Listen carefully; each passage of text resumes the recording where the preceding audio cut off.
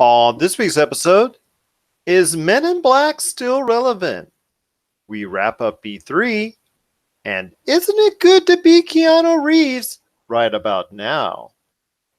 All this and more as we reach our next stop, the PCC Multiverse. And we're back with another episode of the PCC Multiverse. My name is Gerald Glasser from Pop Culture Cosmos and Game Source. We truly appreciate everyone out there. We truly appreciate everyone out there listening to all of our great programs. But it wouldn't be a PCC Multiverse without my good friend. He is our Keanu Reeves of Humanica Media. You gotta check out everything that's going on today with humanicamedia.com, Humanica Media on Facebook, YouTube, Instagram, and so much more. It is my good friend. It is Josh Peterson. Like I said before, it's truly great to be Keanu Reeves right about now. Yeah, he's honestly like there's a lot of good stuff coming out in the media about him, and he's I don't know, he seems like a good dude, and just watching him come out at E3 and talk about Cyberpunk, how he's a character in Cyberpunk, and even the guy on the audience that goes, "You're breathtaking," and then he steps back, "You're breathtaking." Like he seems like someone that you would want to just sit down and have a beer with, like it's. And then the internet picked up on the fact that he's conveniently taking pictures with women, but not touching the women. Yeah. And in 2019 PC Correct America that we live in, that is just truly awesome. The girls are going crazy for him. So, well, there's a story I was reading. What's her name? Viola Davis, the girl from Ma. She said that her car broke down one time and somebody pulled over. This was before she was an actress. Someone pulled over to help her, and it was Keanu Reeves. He was on a motorcycle and he pulled over and he helped her out. And like, everyone has only good things to say about him, and that's amazing. Like that's an awesome legacy to leave. I feel like this is 1997, man. Don't you? Or taking the blue pill. I guess no. This is before taking the blue pill. I mean, this was when he was hot with Speed and some other projects that he was doing. Even before The Matrix, he actually was kind of a little bit going down a little bit by the end of the decade, and right around the turn of the century, when he did in 1999, he did The Matrix. He was actually got that as a career boost and a mega boost from that. So he's been up. Then he went down a little bit, and then he went up again with The Matrix, and then he went down again with The Matrix sequels, and now he's back riding high. It started like a slow burn with the success of the John Wick movies, and look at him now. I mean, in the past month, it has been John Wick, it has been Keanu Reeves, and it's been just truly amazing to see where he's going. I mean, Bill and Ted's coming out next year. That's only going to help his cause and help that movie succeed even more. Sorry. Hold on one second. My computer's going nuts here. Okay. Close that. Excellent. Yeah. No, I mean, so it's great that Bill and Ted 3 is finally happening. People have been talking about that for a really long time. And I love how they're just older versions of themselves. And I see all the pictures and interviews with them, and the screen chemistry is still there. Like they're still best buds, and I would hope that with this new one coming out that it would reignite this joy of the old one. So like modern fans would go out and say, hey, what's Bill and Ted's Excellent Adventure? And they go back there and check out the movie and sew crates and stuff like that. And but yeah, man, it's a good time to be Keanu Reeves. And I'm curious, do you think they're gonna cast him in this new Matrix that's coming out? I hear rumors that could be the case, but let me ask you this, my friend. You stated that they're good friends, Alex Winter and Keanu Reeves, still in good life, and they have been in good friends for a long, long time. Since they've done the movies, they've stayed in touch. They've stayed good friends. And in fact, Alex Winter directed a short with Paul Rudd and the late Stephen Hawking's. It was like a supernatural game of chess type deal. And who does an extra voice in it? none other than Keanu Reeves. He actually plays a pivotal role in setting the whole match up via his cell phone. And it was actually very cool if you got a chance to see it. But I will tell you this, my friend, it's just so great to be Keanu Reeves right now because there's universal love for him. And it only just sets the mode well for down the line for not only in 2020 when Cyberpunk 2077 hits, but also coming up later when the John Wick Hex game that is coming out very soon. That's not kind of a tactical strategy type game a little bit, but still within the John Wick realm. That's going to get major buzz now, something that might have not even gotten any attention at all. I know he's called the Fortnite guy a lot because a lot of people that don't know him from anything else know him as the John Wick character that appeared in Fortnite recently. So there is so much goodwill for him.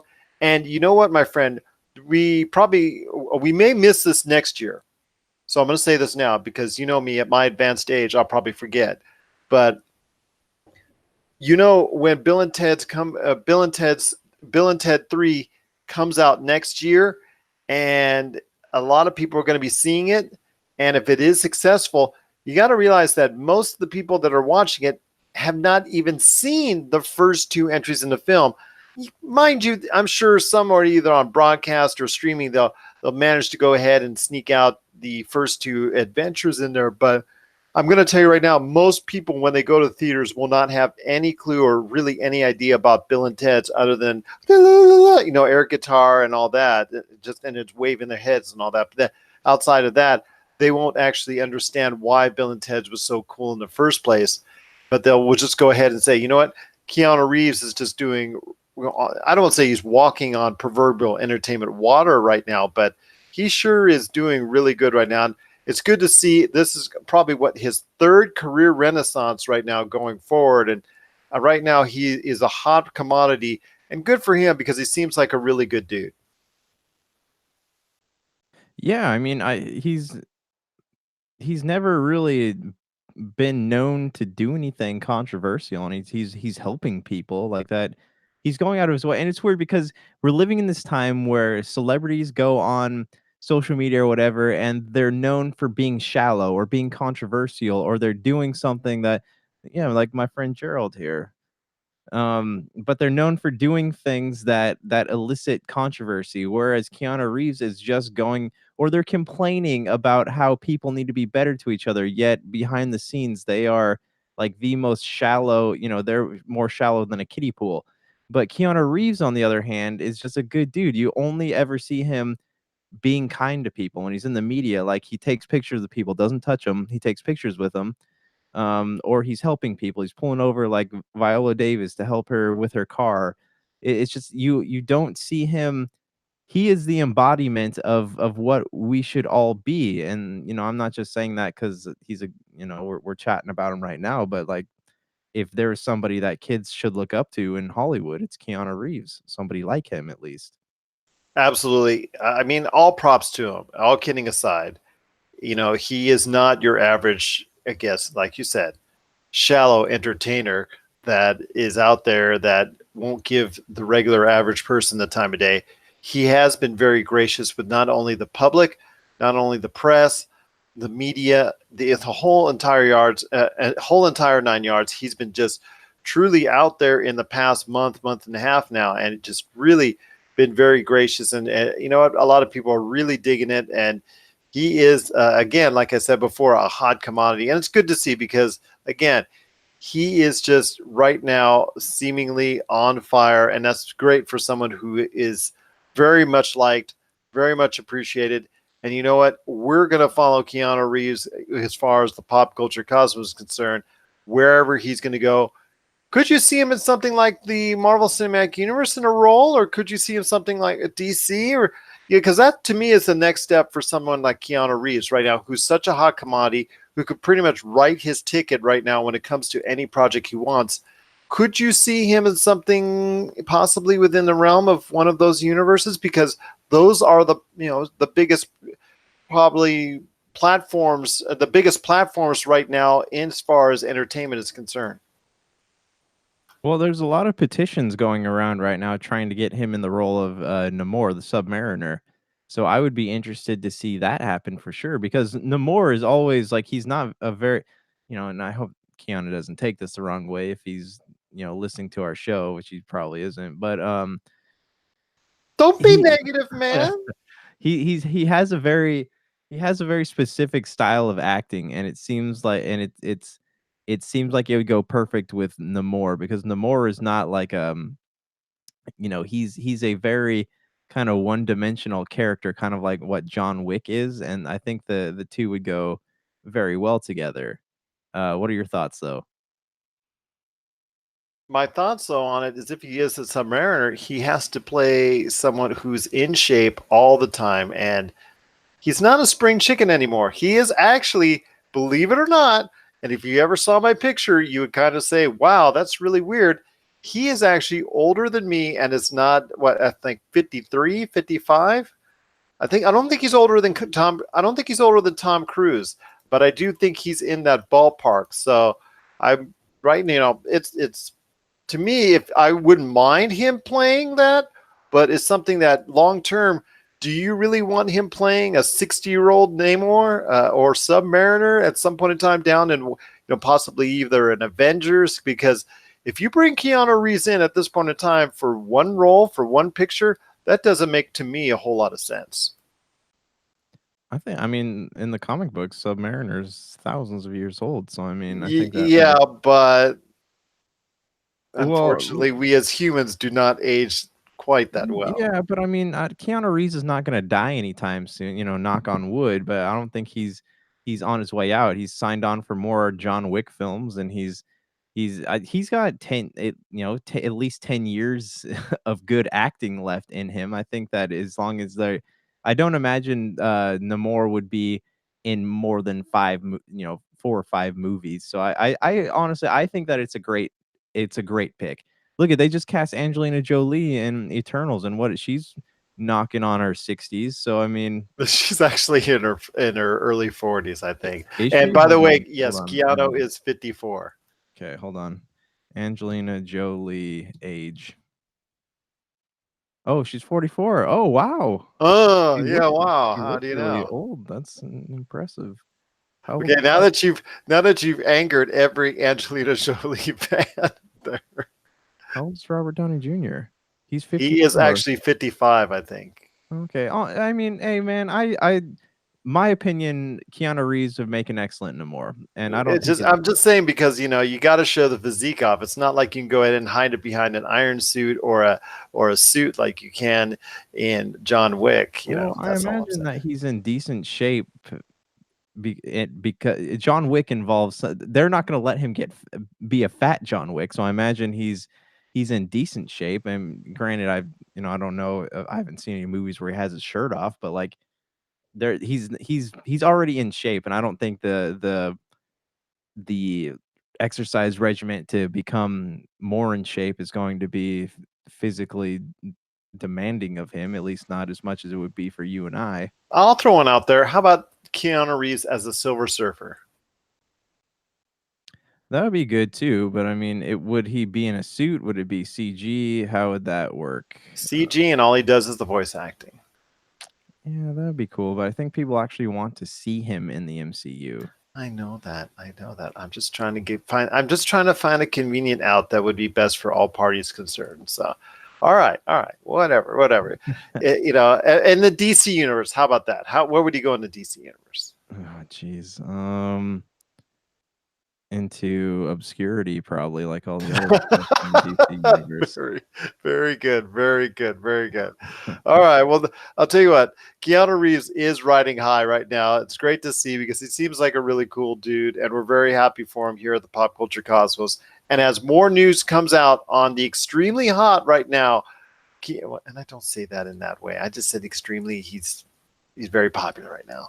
Keanu Reeves. You want to check out all the news on Keanu Reeves and everything when it comes to entertainment on our Pop Culture Cosmos Facebook page, and of course Pop Culture Cosmos on Twitter and Instagram as well. Well, coming up next, we're going to be talking about E3 and all the great things all the great things that Josh talked about, and all the great things that Josh saw, And then after that, we're going to be talking about Men in Black. Is it still relevant? And I'm also going to throw out something there with Josh, and it relates to something he saw at E3, and that is the burgeoning home arcade competition between Arcade One Up and At Games. He had a chance to go ahead and check out both at E3. Plus, they both made some announcements in the recent past. So we'll talk about that and a little bit more coming up right here on the PCC Multiverse. All right, and we're back with the show. It's the PCC Multiverse. You want to make sure and check us out each and every time we come up on the radio dial, or as well on your podcast app, or whatever, on your favorite podcast app, because we bring out at least 2 shows every single week that cover the latest and greatest news in pop culture. Plus, we're on several different radio stations and over 30 different podcast networks. My favorite is Bullhorn. Podcoin's another great one. There's also so many others as well, like Spotify, Podchaser, of course, Podbean. There's Apple Podcasts, Google Play. There's so many others that we're on. You want to check out a listing. If you need more information, you can do that today at Pop Culture Cosmos on Facebook. So before we head on into E3 and all the stuff that you checked out there, give me the heads up, man, on what you guys are working on at Humanica Media. Editing E3 stuff. So the two things kind of go hand in hand. So yeah, other than that, you can check out any topic, the latest episode of Topic Eclipse. I think there's another one coming out this week, but I'm not 100% sure. But keep following our Facebook page and you'll be up to date on everything. I already put out a few E3 videos on the old YouTube page. You can check out some footage of Forza Horizon's Lego expansion, Supermarket Shriek, Gears 5, and something else that I cannot currently remember. But just keep following us and you'll know things as soon as we do. That is, again, Humanica Media. You can follow them today on Facebook, Twitter, Instagram, and YouTube as well. Well, my friend, it was E3. Want to go ahead and wrap up E3 in a nice, tidy little bow with all the things that you saw at E3 while you were there on the convention floor along with Chad. I also know that Stereo Monroy, Jamie and Tony Monroy were also there. They were showing stuff off on the Game Source Facebook page, and they were having a great time getting selfies with all the big wigs and all the celebrities when it comes to the video gaming world. My friend, what were some of the major impressions and takeaways that you got during your time at E3 this year? E3 was interesting this year. It's kind of a skeleton of what it used to be. Like back in the day, there's screens everywhere. You can go. Ubisoft had this big open area. PlayStation was there. We did find PlayStation. It showed up in the form of a blanket at a merch stand. So if you're interested in that. But no, there's a lot less there. PlayStation was gone. A lot of the other smaller devs there were only outside of Sega and Nintendo and what's the other, Microsoft out in the theater. There are really not a lot of small devs there. Granted, there was Indiecade was still there. They're there every year, but a lot of the area, like in the West Hall, where we Wait, go ahead, repeat. Sorry. Out in the West Hall, where there used to be PlayStation used to be, it was all just empty now. There's just a bunch of couches and TV set up there, and they had a live band out there, but nobody's really watching them. 2K had a pretty cool setup. They had huge lines to play Borderlands 3, and they had the statues out there. You could sit there and take pictures of them. They're handing out the Psycho masks and things like that, so that was cool.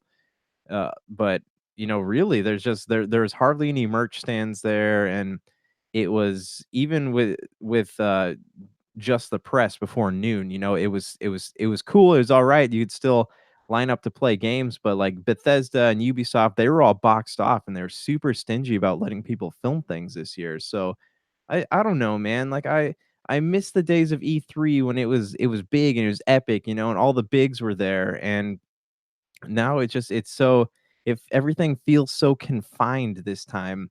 Fortnite was there and they had their own thing going on. That was pretty cool. You could jump in.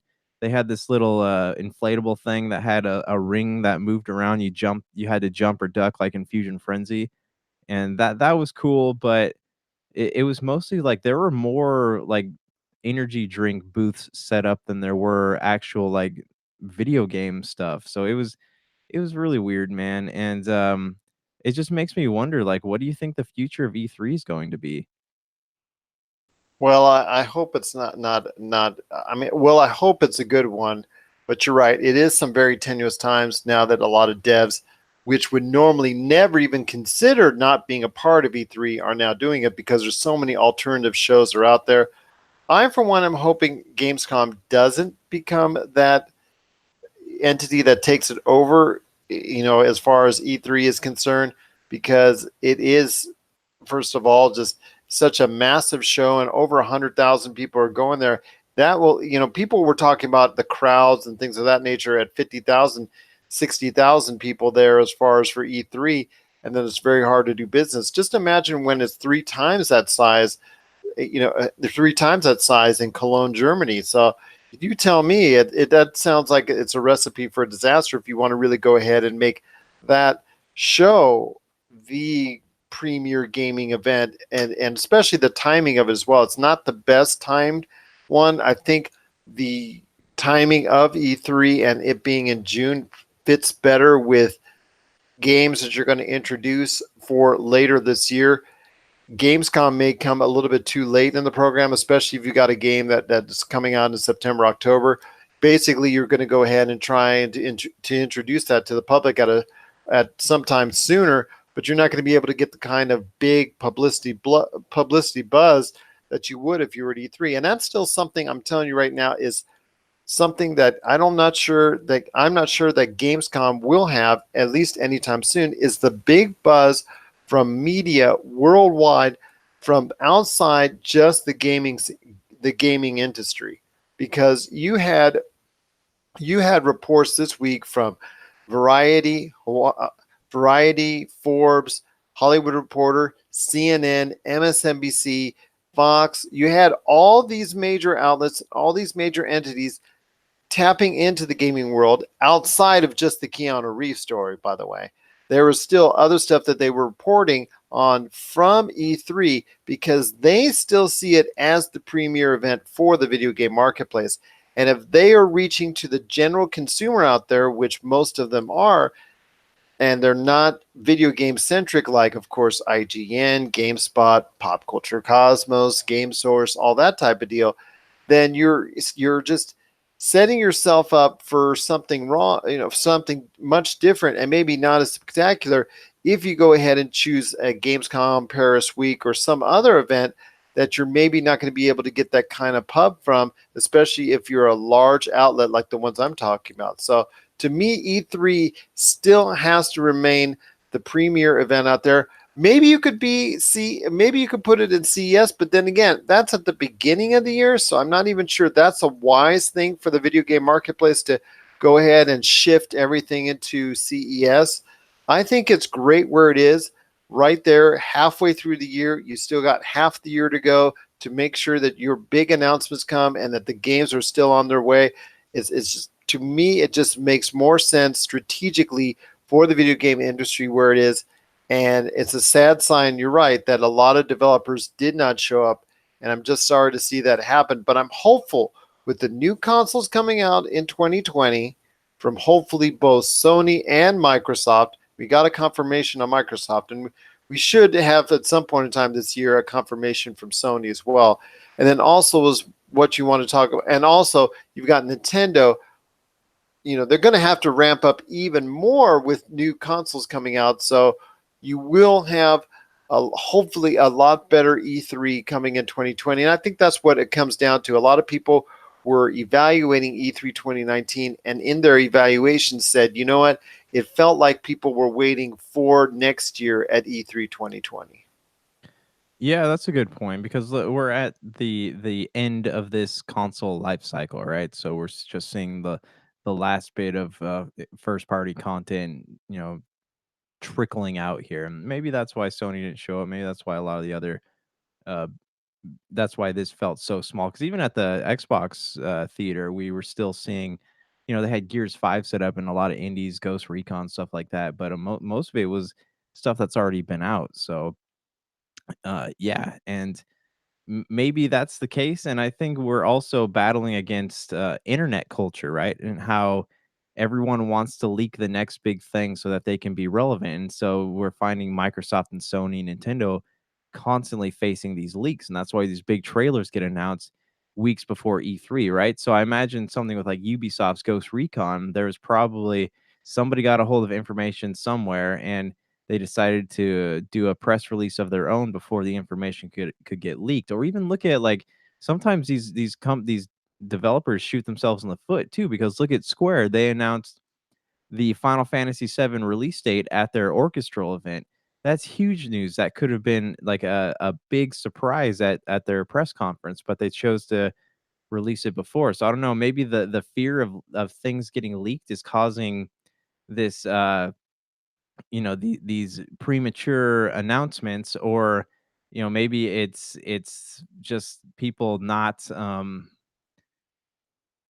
I don't know what I'm trying to say, but yeah, with like E3 too, and I'm wondering with them letting the public in, if that has anything to do with it. Because I heard, listening to a lot of podcasts last year, a lot of the people that go to E3 are saying that they don't want to go anymore because there's too many people there. The lines are too long to get into anything, and there's just you're constantly running into people, and they always have to stop and take pictures with people, and that must be a nice problem to have, I guess. But it's the landscape has changed quite a bit, because even when we got there in the morning, they didn't let the public in until around noon, but it got so crowded so fast the moment they opened the door for the public who had the orange badges.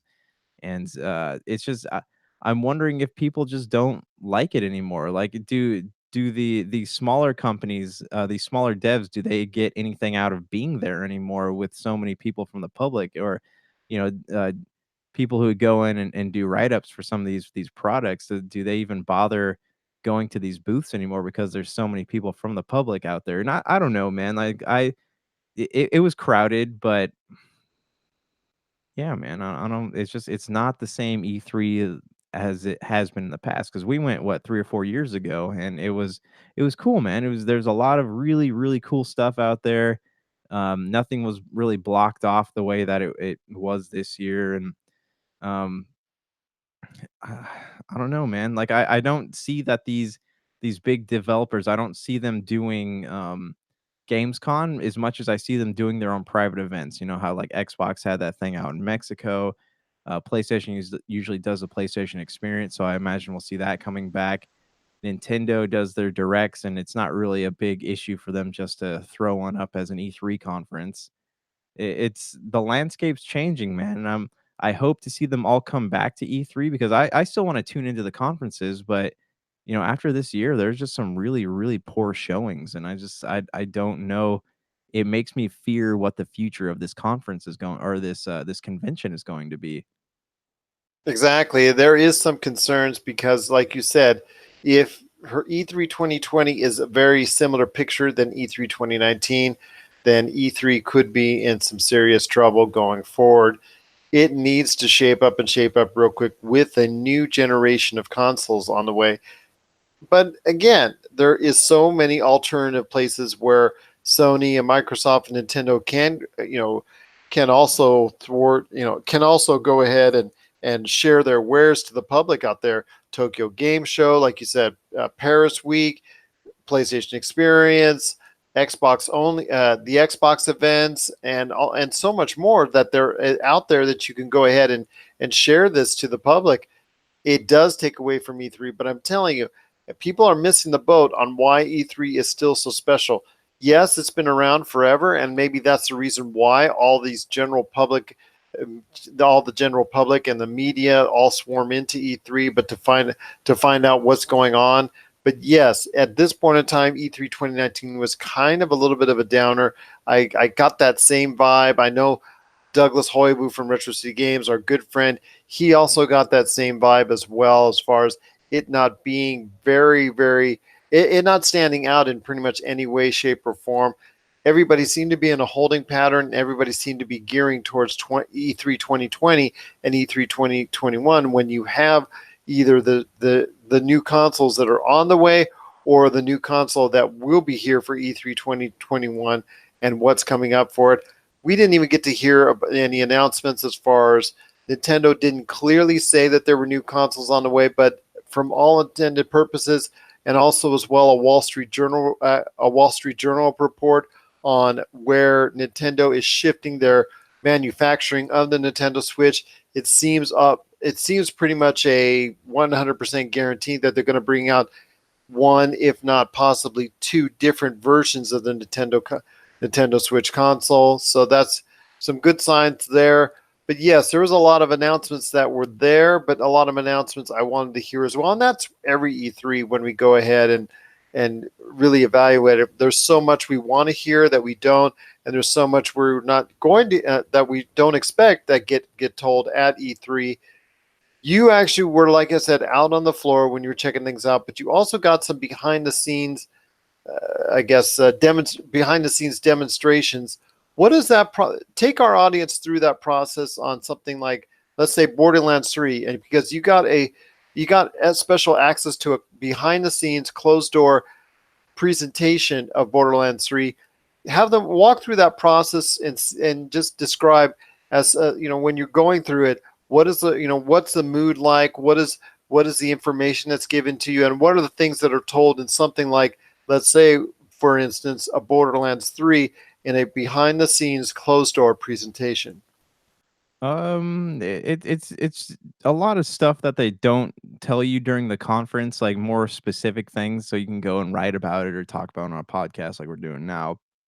For Borderlands 3, I went in there and they gave me a more specific rundown of the Met class, right? So I forget what her name is, but you you go in there and they kind of show off what she does and how you can still she's like a regular character, but when you find yourself in a pinch, you can press the left bumper and get into this giant mech suit, and you can use it. You're completely overpowered and you just shoot everything. So they showed us kind of what that's like and how the other characters can interact with her. For example, if you're the hunter class, you can get on top of the mech suit and then you guys can combine your specials together to just be this unstoppable force. So they ran us through that, and then they ran us through some of the newer features. Like, for example, if you have a gun that you would like to give to a friend, right? You can send this gun, you can go to this locker system and you can send this gun to that specific gamer tag. And when they go to their game, it's there. But also, if you sell a gun in a vending machine, it'll automatically pop up in the vending machine of your friends. So they don't have to go hunting for that weapon. It'll automatically populate itself in their vending machine. And then there is also this thing where if you buy skins, they show up on in the games of other people. So like you only have to buy it once and your friends get access to all this stuff. So it's really cool. They gave us a tour of Sanctuary, the ship.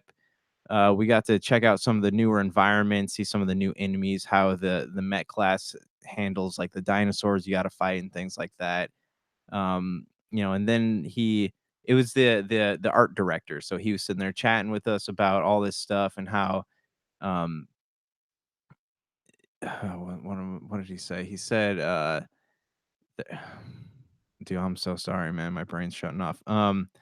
Yeah, so he was talking to us and then gave us a rundown of this character, and then he showed us a brief video about how this your character will interact with some of the older characters, Tiny Tina, different environments. He was going to help you in these environments, things like that. And then he turned the screen off and he's like, all right, now you're free to play the game. So we went outside and we did they had a couple booths set up for us, so we sat there and they let you go through, how in what was it? It was the conference PAX, and they showed you fighting the boss. I forget what his name is, but we basically got to play that, except there was no loot in any of the loot boxes. It was all ammo. Um, so I played as the Met class, and I gotta tell you, man, like this is it's fun, but it plays almost like a Call of Duty, so it's a lot faster paced. There's more enemies coming after you. There's not really any time to think about what you're doing, so you can run and slide. You can shoot the barrels, the oil, do your thing. Like there's all kinds of destructible things hanging around there, and there's not really. You know how in the old Borderlands, like you go into certain areas and you're kind of pinched off, you can't go anywhere else. These areas in there are huge, so you can go anywhere you want to, and there's enemies just all over the place, and there's little they're not called midgets anymore. I don't remember what they're called, but you shoot them and they spill loot and stuff like that. And your loot, your friends games, like they randomly generate their own loot, so you don't have to worry about, hey, I got this weapon and you don't get it. Like it doesn't happen like that anymore. You do get different guns, so that's where that system comes in, where you can gift them weapons in exchange for something they got. But yeah, so we went in there and then we got to I played around with the mech, and I the only issue with the mech is that it doesn't go indoors. So once you get to a doorway, you got to get out of it, go into the thing. Um but yeah, man, other than that, like it's your typical Borderlands. I love the vaulting and the sliding, and that's cool. It's a again, it's a lot faster paced, plays more like a Call of Duty than the old Borderlands games, and but it still has the Borderlands feel. But yeah, we went in, fought the boss, and the demo ended, and that was it. And so I'm excited, man. It looks really fun. What are your initial thoughts? Oh, and also, there's a customization system in there. You know how everyone's complaining how you can't customize your guys? That seems to be the big thing with Borderlands. In this one, it goes far beyond skins. Like you can buy masks, you can buy costumes. So everything you do is completely customizable. Like there are hundreds and hundreds of skins in this game. Not well, skins and costumes. You have masks, you can wear helmets, you can do whatever you want. There's so many different choices to pick from. So all these people who are complaining, Borderlands seems to change and they can't keep selling me my childhood. Yes, they can. They can keep selling me my childhood, and I will pay $60 for it every time that comes out. I'm sorry. That was a message from me, and Preach on that soapbox there, sir. Pop Culture Cosmos approves of this message. But yeah, it was cool, man. Can't wait for it to come out. Are you gonna pick it up when it comes out? I'm very interested in it. It's something that I am looking at and something I'm thinking about quite seriously. It is something that looks good. The fast pace is there. I was kind of concerned at first. I know that there was a lot of people that were very trepidatious when it came to that first trailer that came out, but it looks like something that a lot of people are going to be happy with. It looks like something that I might be happy with as well. Although, did they go into detail about the microtransactions at all? No, it's mostly the microtransactions are mostly gonna be cosmetic things. It's not there's nothing in game that you have to pay to play. It's not gonna give you an edge over anyone. It's just gonna be the way that things look. It's all cosmetic. So it's not, you're not gonna be able to buy gun packs or whatever. Maybe they'll do that further down the line, but at launch there's not gonna be anything like that. And that's fine because I don't plan on playing, competitively. That's the whole thing about Borderlands. Like they were even stressing this in the meeting. Like we want you to be able to play with your friends in any way you want. So they can jump into your game or you can just go on hunts together. There's a couple different modes that you can play, but they're like, really stressed how important it is to play co-op on this game. And that's great because I'm looking for a great co-op adventure. I know you are too, and you as a huge Borderlands fan, I know the Monroys have also discussed their love for the series as well. So I'm hopeful that Borderlands 3, when it comes out this September, will be something a lot of people can look towards to as a outstanding game that will take them throughout the rest of 2019. Was there anything else behind closed doors that you can tell people that was that really stood out to you as far as something that you would like to see be talked about more? Because I know you, like you said, you were at meetings this year at E3, and I know that's goes along with that is a lot of things that you really get a lot of information on that I know a lot of people that were either at E3 or just are reading the internet doesn't get privy to all the time.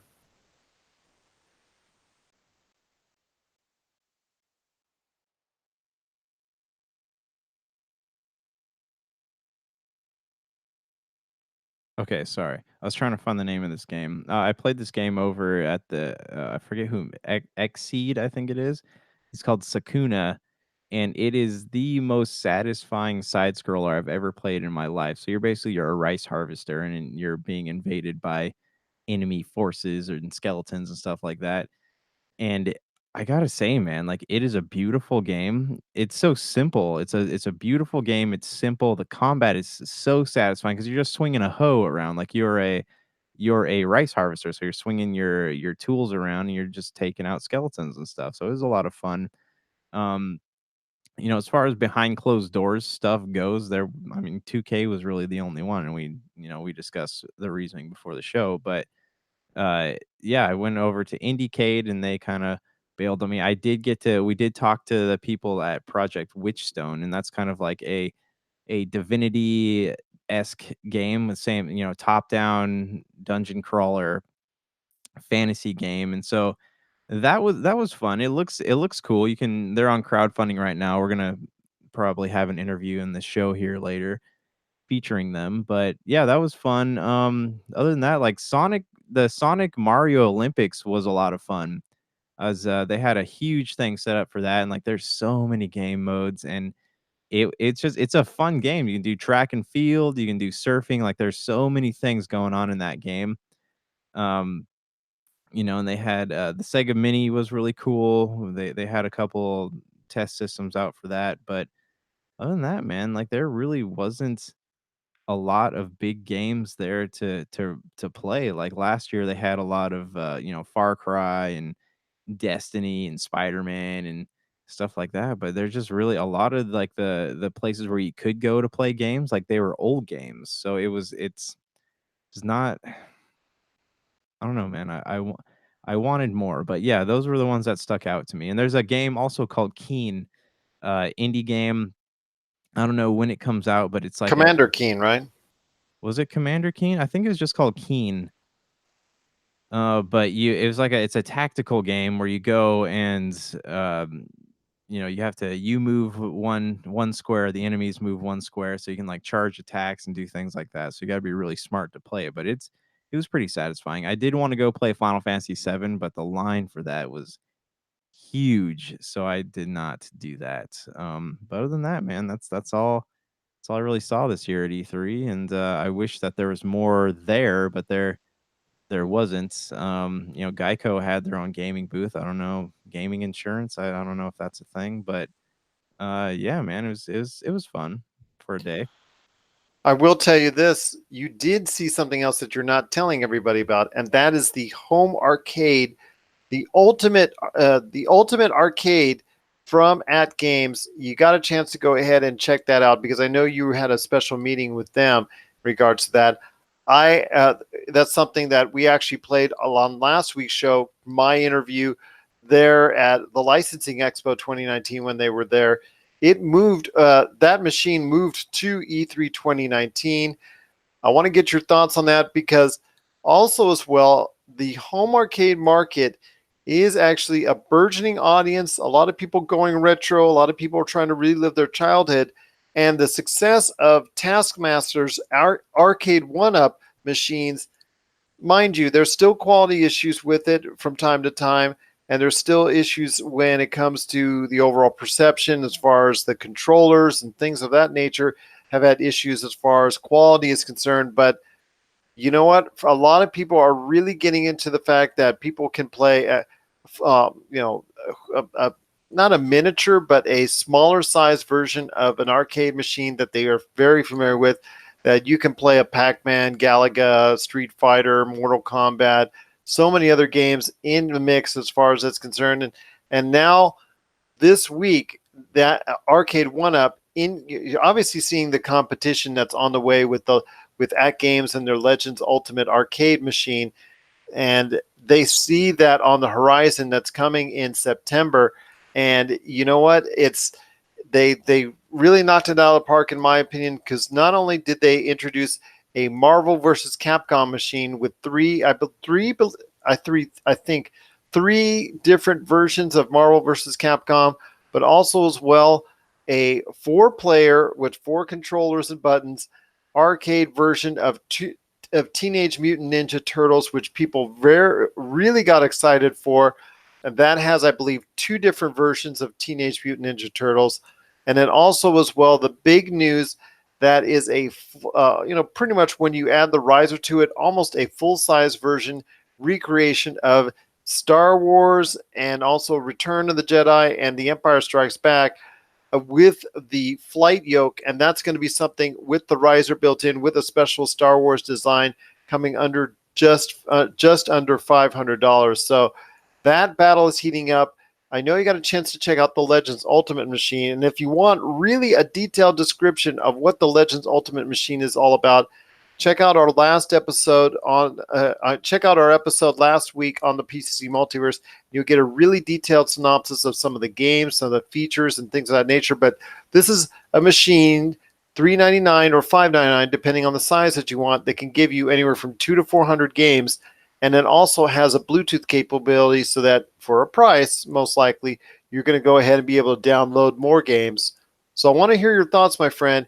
You got a chance to test out the most expensive one, the $599 version, Legends Ultimate Machine. That comes with the controllers, the whole hub there where you can plug in USB and HDMI.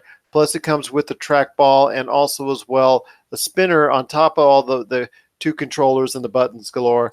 Your thoughts on the Legends Ultimate Machine that you got to hear hands on this week at E3 2019?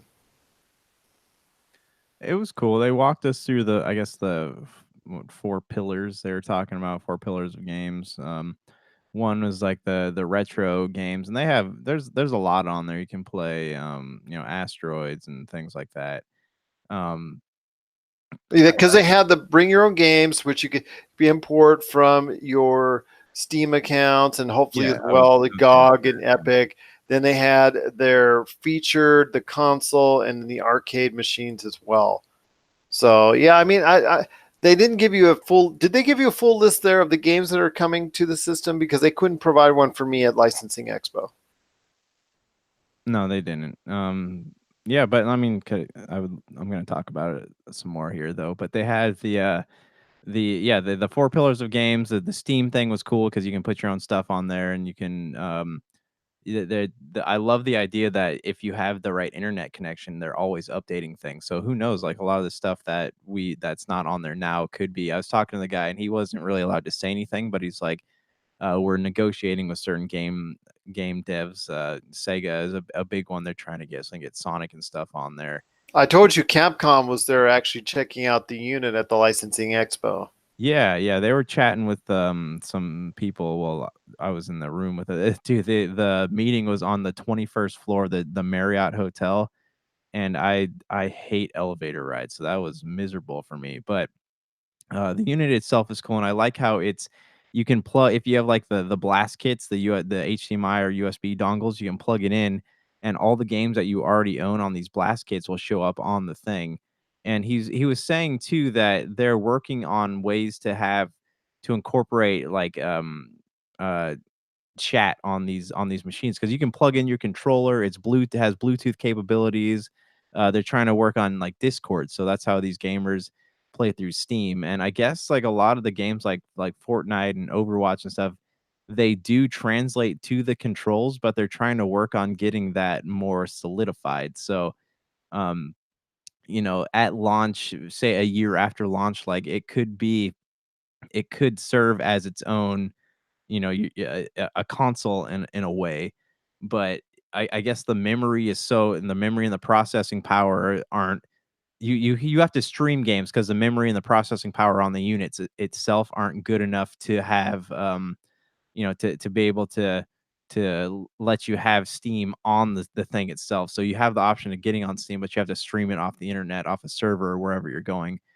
We did play Metal Slug, and that was a lot of fun, man. Like the joystick is whatever. We didn't play anything that involves a trackball. I know you had an issue with the trackball, but No, I actually had an issue with the joystick. The trackball was actually okay. The spinner was okay. I know that was something that a lot of people were concerned about because Arcade 1-Up has not done a great job of those. But the joystick, to me, I really thought was cheap and very problematic, and along with the buttons as well.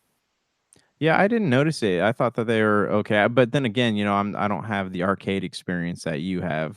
Play Burger Time, and you'll understand my frustration on that game on that system. So We played Street Fighter, Metal Slug, and Asteroids. That's all we really dove into. I tried playing a game of Tron, and as you'll see on the video clips I sent you, that was a epic failure, just because the control scheme, and in fact, it wasn't programmed to the actual spinner wheel.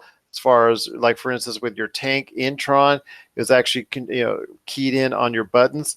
So I'm trying to sit here and trying to angle my gun with the buttons, and it just was a mess totally. So something you have, if you get the system, make sure you've got everything configured right. Otherwise, it's just going to be a lousy experience. Yeah, yeah. I mean, it's for $600 though. It's not bad, man. I mean, you got to take a look at what you're getting. $600, and it's something that they're going to keep updating as you go. And you can play modern games on it like that. That's cool. Not a lot of arcades will do that, and it's just again, it's $600. It's a very good price point for something like that. So I'm on board, man. I might be saving up to get one myself. And I like that it's a full size cabinet as opposed to the arcade one up things where you actually have to have a. Because it was 66 and 46 for the two dimensions, I think, on the two different units. Oh, I don't know for sure. I didn't look at Yeah, any of it's that stuff, 66 but inches and 46 inches. yeah. Yeah, so I mean, it's something that is on my radar, but I know you're a little more critical of it. I But mean, you would have to modify it. I think that's probably the first thing. I'm going to have to modify whether I get an arcade one up or I get a Legends Ultimate. Ultimately, what I decide is, because I'm on the fence with either. Either had their very positives, very great positives, and some of them have, and they also have their very great negatives to it, which, for everything I found great with the Legends Ultimate Arcade, I also found two or three things I didn't like. But I did want to say, with the Legends Ultimate Arcade, you're right, with the feature of the Bluetooth that you can go ahead and stream games. Plus, it looks like it's something that, if you're an experienced modder, you can go ahead and modify to your specifications, or if you want to use a MAME, or if you want to go ahead and use anything else along with it, you're able to go ahead and get even more games to it and produce it already. And then also you have the fact that you have, you can easily go ahead and get some Sanwa buttons and controllers out there, and they're not too expensive. They're still under $50, $100. They're still under $100 for a set like that. So that's not too bad of news. You will have to spend a little bit more, in my opinion, because the controller and the buttons. But then again, you'll probably have to do the same thing if you get an arcade one-up, because that's been a major concern for a lot of people, that the controllers and the buttons for the arcade one-ups have not been up to snuff as well. So to me, it's tit for tat. And again, it's whatever you think is best for you. Both systems have their pluses and minuses from what I've seen and what the time I spent on it. But you got to admit, the Star Wars unit that was announced from Arcade One Up for $499, while it does not play 400 games, the fact that it has the yoke built in and it recreates the experience of Star Wars, Empire Strikes Back, and Return of the Jedi really makes it very interesting for Star Wars fans that they may not be able to afford to miss. yeah, yeah. I mean, I haven't read much about the Star Wars system over at Arcade One Up, but I'm hearing good things. I just it seems like I like what At Games is doing as opposed to what Arcade One Up is doing, because At Games is giving a separate system for each thing, whereas At Games is putting it all on one thing. But then again, I heard that At Games is might be getting some. I might be getting my press releases mixed up, but isn't At Games supposed to get some Star Wars content too? Yeah, yes, they are. Yes, they Okay. are. Okay. So So yes, it actually says it on the console that there was some Star Wars, Disney related stuff. Tron, I told you I played on it already. So there is going to be some Star Wars content on it. What it is, I'm not sure. And then the fact is also, as well, if you get the lower console, they did hint that you won't be getting some of the games. Again, when it goes from 2 to 400 games, most likely. They haven't confirmed. Did they confirm the number of games that are going on each system?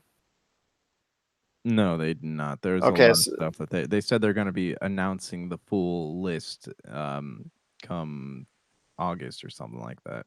Well, they have to do it by July, seemingly, because that's when they start taking pre-orders. It's in July at atgames.net if Yeah. you're interested in it. So Star Wars games are supposed to be a part of the mix. I do know and did get some type of I did get some type of conversation that was off the record uh, from individuals, sources that were there at the licensing expo, that most likely the Atari games will only be initially on the larger unit. And if you want any Atari based games, that'll have to probably be something you'll have to pay for DLC, which again, if you're interested in it and you're already getting the smaller unit and you're just going to go ahead and buy extra games on it, that's fine. But I would see just going ahead and spending the difference to get a fuller size system. And I will tell you, it was a more solid system than the Arcade 1-Up. So give and take on that. Again, it is your choice. There are both pluses and minuses with each system when it comes to the Arcade 1-Up, which is coming out with a Marvel vs. Capcom cabinet, also as well a TMNT cabinet that's 4 players, which is different from their normal 2 or 1 player, and then also the Star Wars coming up later this year. That is something that they said would be a limited edition. How limited, we're going to have to wait and see, but it is very interesting where the home arcade marketplace is going to, because we didn't even recognize it this time last year because it was just barely in its infancy, and Arcade 1-Up was just talking about what they were going to be releasing later in 2018, and it wasn't until really that they got notice on Black Friday as far as being part of the Walmart ad and so many other ads that they really got everybody's interest in getting their units. So we'll have to see where the home arcade marketplace goes from here with At Games when they finally release their Legends Ultimate arcade machine, and then also the new designs that are coming out to what is already a good lineup from Arcade 1-Up as well. Any last thoughts on E3? Want to wrap this up and again a nice tiny bow? I know you're going to be having over the coming weeks. You're going to pop in an interview with Project Witchstone, and then you said you've also got an At Games interview as well coming up.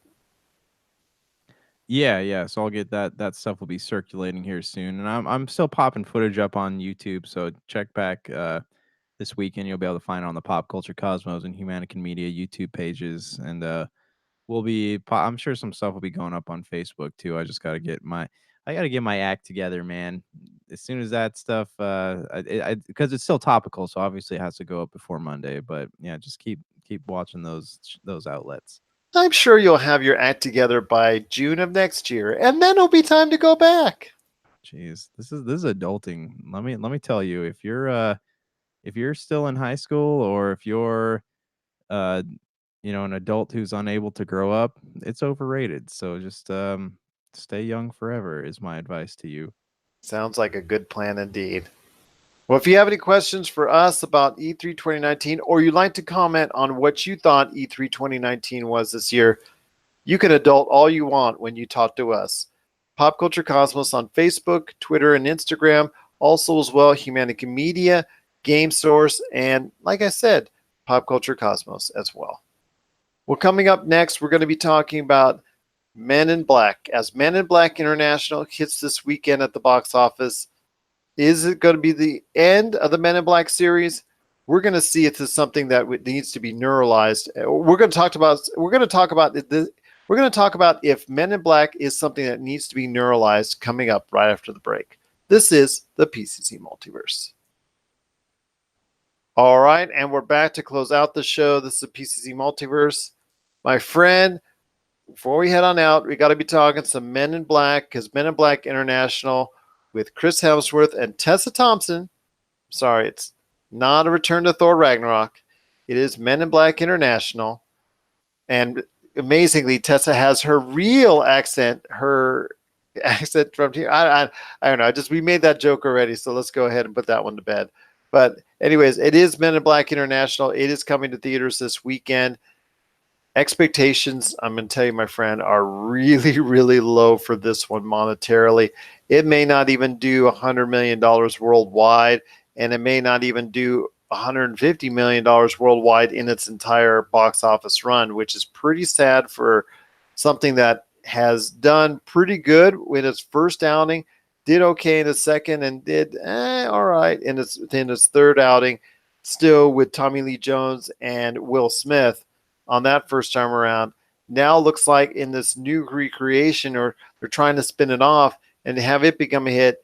It looks like with all the poor reviews and the fact that it is just being swept under by so many other different projects, it looks like Men in Black International is just going to be something that is going to, in my opinion, like the X-Men that we saw last week in Dark Phoenix, it's just going to be the final stroke as far as knocking off this part of the franchise, and we won't be seeing a Men in Black anytime soon.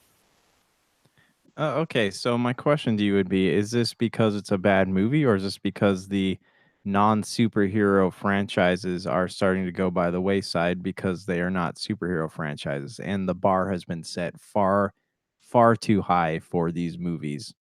I agree. I think it's the latter. I just think that people are, they only want to see Chris Hemsworth as Thor. I think it's unfair because he is a really talented actor. I mean, if you want to see some of his best work with some of his initial theatrical performances, check out the first few minutes of Star Trek. Okay, yeah, I mean, you've seen Star Trek. You remember his performance as Jim Kirk's dad in Star Trek. He That was crashed that truly. ship so well. I mean, what'd you say? I'm sorry. I said he crashed that ship so well. Yes, he did. But the acting in there, that's what got him basically the part of Thor. That's what got him in the running. That's what got him noticed in Hollywood. And that's because it was so good. Now, he did Thor, and he's well remembered for that. He's tried various roles over the years, and he's outside of maybe what's the Snow White and the Huntsman, which I don't know you can really give him credit for, because when they tried to put him in his movie without Snow White, it kind of crashed and burned from there. He's just not having any success outside of Ghostbusters. He's not having any success outside the Marvel Cinematic Universe.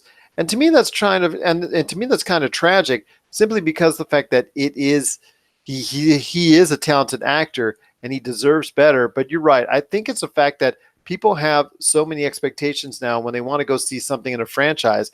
And if it's not something that is weighted as far as a superhero franchise, it doesn't look like it's going to be able to cut the mustard for many of them. But then again, we've seen John Wick.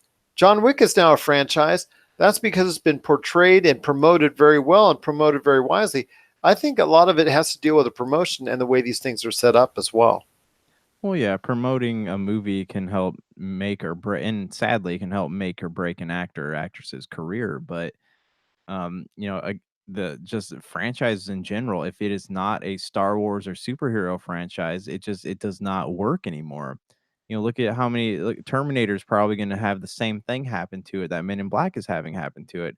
The bar is set too high, and what's considered success has been inflated so much that it's almost impossible to succeed these days if you don't have a Marvel logo on your film. So I don't necessarily think that Men in Black International is going to be a bad movie or is a bad movie. I think that in the post Avengers Endgame days, nothing that is can really survive in the industry anymore unless it makes well over, makes 800 million to $1 billion. And I don't see the last Men in Black didn't do that. And it's a shame because there's so many gems out there, and Chris Hemsworth especially, like, he's a funny dude, and I'm sure that he could be really funny outside of Thor if he wanted to, but they're not giving him the opportunity. And I'm curious if people are just not going to see the movie and they're planning on watching it when it comes out, or if it's truly a bad movie. I haven't read any of the reviews. I don't want to, but um, do you feel like it's on track to beat Godzilla? Well, as I've told you before, I don't really hold a whole lot of stock in Rotten Tomatoes, because that's just telling you what's the percentage of critics are saying it's a good movie. So you and I can say it's a movie that's what, a 5.5 out of 10, which technically is a positive movie. That would put us on the positive side as far as the percentages are concerned. I go by Metacritic. That's, to me, is one of the ones I actually lean on to the most as far as to get a general synopsis before I go dive in and dig in to what the reviews actually are saying. And Metacritic, I believe, has Men in Black International in the 40s. So that tells me right there that there's a lot of people panning this film. And if that's the case, I can see it. Why? Because there's just not enough oomph left in the Men in Black franchise. And I think it's just the fact that right now Sony wanted so hard to try and go ahead and push something. You saw what happened with Ghostbusters. They tried to go ahead and reignite that. They're going to try and do it again with a different version, with the same, with the characters that were in it once before that we all know and love, like Bill Murray, Dan Aykroyd, Sigourney Weaver. They're going to go ahead and I think Ivan Reitman's son, Jason Reitman, is going to direct that picture, and that's coming out for 2020 release. So we'll see what happens when Sony tries to reboot Ghostbusters again. And we're seeing what they're doing again when it comes to the Men in Black, which was a fading franchise with Men in Black 3. I don't think they got the picture on it. They figured, okay, let's ice this thing for a while after Men in Black 3, and let's go from there. Unfortunately, it's not always working out like that. And I think the choices that Chris Hemsworth is making, and also Tessa Thompson for that matter, they're cashing in on their Marvel success. The problem is they're going for projects that are not best suited for their talents. And that to me is a shame. I mean, what did we talk about, a couple of months ago when we heard the rumors that Chris Hemsworth is going to be the next Hulk Hogan? I mean, to me, if you're trying to go ahead and break out as a star, as a hit, unless that movie really portrays something that we wouldn't normally expect from a Hulk Hogan movie, I think that Hulk Hogan movie is going to be a bomb. And I already know this because you're probably not going to portray it the way it should be portrayed. So be that as it may, Chris Hemsworth, a great actor, very funny, very good comedian. Rush, I know you liked Rush, like you said. I saw it. I thought it was pretty good as well. But again, it was on such a smaller platform, even though Ron Howard was directing it. Nobody saw it because I don't think anybody really knew about it that it was even out in theaters. So I don't know. It's just the choices I think he's making. But as far as the Men in Black series overall, I think from all intended purposes, once we saw the decline with Men in Black 3 of the interest in the Men in Black series, that should have been a special note to Sony that, hey, we need to go ahead and shut this off for maybe 10, 15, 20 years, as opposed to maybe 5 or 6, and let's just call it a day from there, because it looks like people are just not interested in Men in Black anymore. And that's a shame. Again, it's a franchise that's over 10 years old now, so it's a lot of people who grew up in the 90s are the ones that are going to see it, and they're just not going to the movies anymore. So that's an issue there. And it, modern film is complicated, man, because a lot of kids, the kids who like Fortnite and YouTube videos, they're consuming more YouTube than they are movies. Obviously, with Marvel, it's different because those are uh, pop culture events, right? But nobody, I don't think that because even like I wonder because movie theaters now have like $6 days, and even on those days, you still don't see a lot of people at the movies. So I'm wondering if just the market in general, unless it's this big epic flick, is just not what it used to be, and I'm curious how that's going to ripple through the industry in the next 5 to 10 years. Well, you got to admit, man, if you go and have a 70-inch television with 4K, with a Dolby Pro Logic, or even better yet, a Dolby Atmos system, why do you really need to go to the theaters? You got the Boomin system, you got the Boomin home theater system right there that takes the place of that. And more people are getting those 60-inch, 65-inch, 70-inch experiences, 1080, 4K, and in the near future, 8K. I mean, if that's the case and it's getting more realistic, you know what? It's just going to be something that a lot of people are going to steer away from even more. And I think a lot of people, as they're seeing these prices rise at the film theaters, that they're going to go ahead and be more gun shy, because you and I have talked about it as far as how much it costs in California and Las Vegas before. And you thought it was such a great deal. We were going for $5 a piece for the first time we saw Avengers Endgame.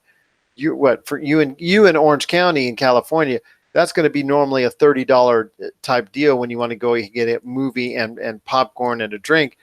Just think about New York. New York, they've always talked about it even being more expensive, that it being $200 if you want to take the family out to go see a film. So people are getting very apprehensive about going to see these films in the theater. You're right. The numbers are going down, and it's not just because the poor quality of films that are coming out week after week after week. It's also the fact that there's a lot more reasons why people need to stay. People are wanting to stay home and stay and wait for those films to hit streaming or DVD or Blu-ray services. So I think that a lot the entertainment industry, as you and I have talked about before, needs to reevaluate where they're going, because as these prices go higher, the interest becomes a lot less. And marginal films like Men in Black International, and also the Shaft movie that's coming out, and The Dead Don't Die that is coming out this weekend, all these three films are going to underperform if that's the case. And and one of the reasons why is just not only because these are tired franchises in some cases, like with Men in Black International, with Shaft. I don't know what the reasoning why it's not going to be able to do very well this weekend, but I know it's not expected to get high numbers this weekend, and that is disappointing for someone that we appreciate in Samuel L. Jackson. But also as well, The Dead Don't Die, which had such good buzz leading off in Cannes, it looks like that one's just going to go ahead and be sent out to die this weekend as well. So I don't know, my friend. I know all I can tell you is that the Men in Black series I know is not interesting at all to a lot of people out there. And I think that's a sign that Sony needs to reevaluate what it wants to do for its core franchises. Yeah, and Sony's numbers have been significantly decreasing over the course of the years. But yeah, man, I honestly just think the landscape's changing, and less people, like you said, if you have an 80-inch television at home, why are you going to go to the movies? And people are working more, and there's not enough reason to go to the movie theaters anymore, especially with the prices and the time it takes. And I wonder if even like the reserved seating has anything to do with it, because you can't just go up to a box office anymore and get a ticket. You have to get your ticket like 2 weeks ahead of time. It's just everything's changing so fast, and it's probably like my brother will go and he only now watches movies out of Redbox unless it's, again, a Star Wars or superhero movie. So there's a lot of convenience factors that are now at play that I think a lot of people don't like. But it's going to be interesting to see what happens in the next 5 to 10 years. Is anyone going to be making movies except for Disney? This is true. We could be talking about one Disney movie after another Disney movie after another Disney. Wait, don't we do that already? True, we do. Yeah, I mean, now Disney really does own everything, so that's a good point. Yep, it is indeed. But what are your thoughts out there on the Men in Black series, which Disney does not own yet?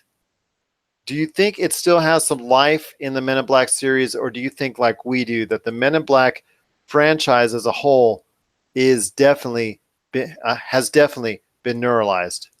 Share us your thoughts, popculturecosmos@yahoo.com. Also as well, Pop Culture Cosmos, Humanity Media, and Game Source on Facebook, Twitter, and Instagram as well. Well, we've got some great interviews coming up over the